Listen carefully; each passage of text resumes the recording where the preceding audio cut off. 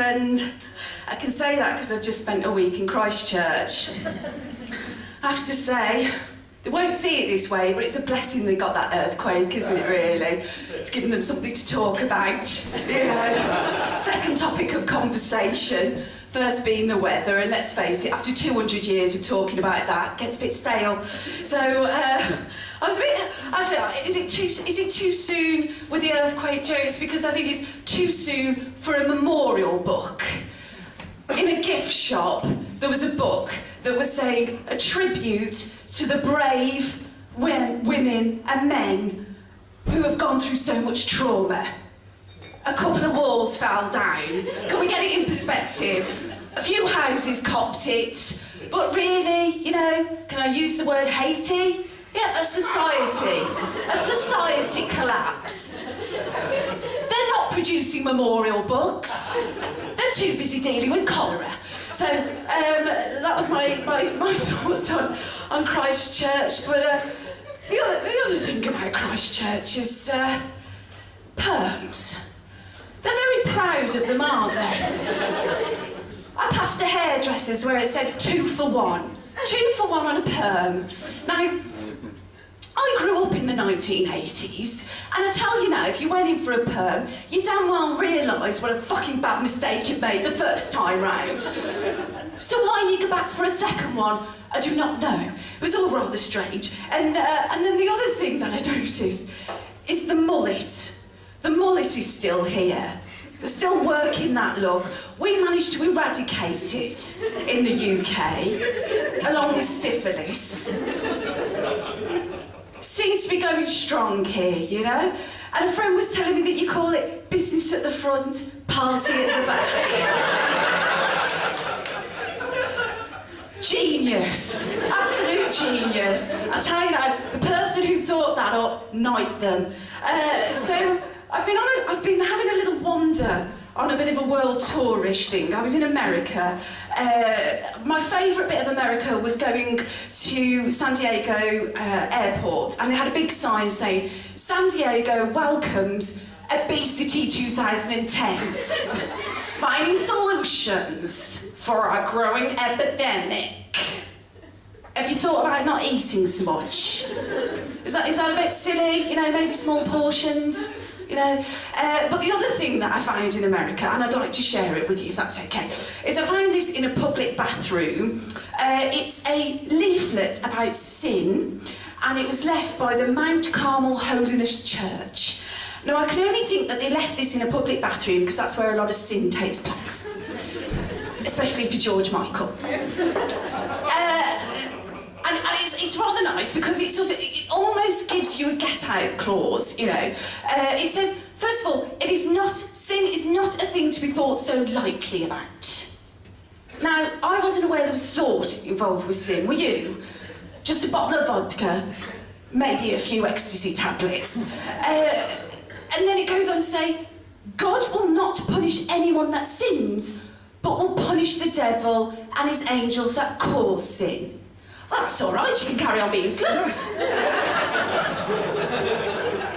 It's not you who's going to get it, it's a man in a red leotard. But just very quickly, on the subject of sluts, I was in a backpacking hostel, and an Australian bloke was telling me how the British girls are the easiest. He was going, oh yeah, you're always guaranteed to pull a British girl, you know, they're quite easy. And I was thinking, that's because they're quite drunk, love. We're hard drinkers in the UK, and as I say, alcohol, gift to the unattractive. So, he was going on about, and I wanted to defend my fellow countrywomen, I really did. I wanted to say to them, you have to understand the British are very repressed, and when they leave the shores, they go crazy, they go mental, because, you know, back home, they can't do that. And I thought, oh, fuck it, who am I trying to convince? Yes, they are slags back home as well. But anyway, it goes on to say, we're going back to the pamphlet, keep up people. It goes on to say that the fourth thing about sin is that it's not a good influence. Well, that's a bit obvious, isn't it? Then he says, you surely do not want your children to be impressionable and to be drunkards and unrespectable. Do you? I don't know. I think it's quite good to get them started on the shoplifting at a young age, do you? Tiny hands, innocent face, Gucci bag for mama.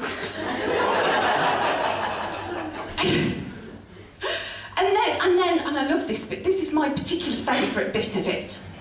If we try to enter heaven's holy gate with sin in our heart, we will be cast away with the goats.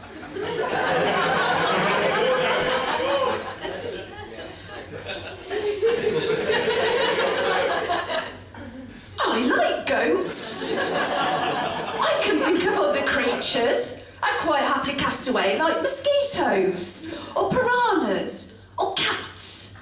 Not fond of cats, basically, which is a bad thing because I am destined to be a spinster.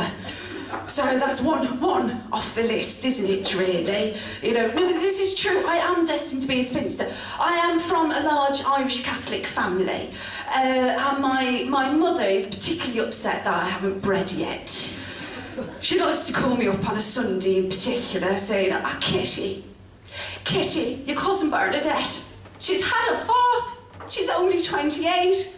I'm like, yes, but Mother, Kitty, hips for Gucci, not for childbirth. And Bernadette, she's a chav, isn't she? If she didn't have children, she'd have no money for fags and booze, would she? So, you know, because I am from Birmingham, a place in Birmingham called Chelmsley Wood. It's a bit of a hick town. They think being ambidextrous is basically smoking fags and eating chips at the same time. That kind of thing, really. So, yes, and I was in America, I was in America again, I was in New York, and there was all these comics getting up going, we hate women, they won't date us, we have no money, they won't date us, they're all bitches. I was like, love, having a broken tooth in America costs £1,000. I wouldn't marry you, you know. You don't have a welfare state. Go to the UK, we've got a welfare state, women can fuck anyone.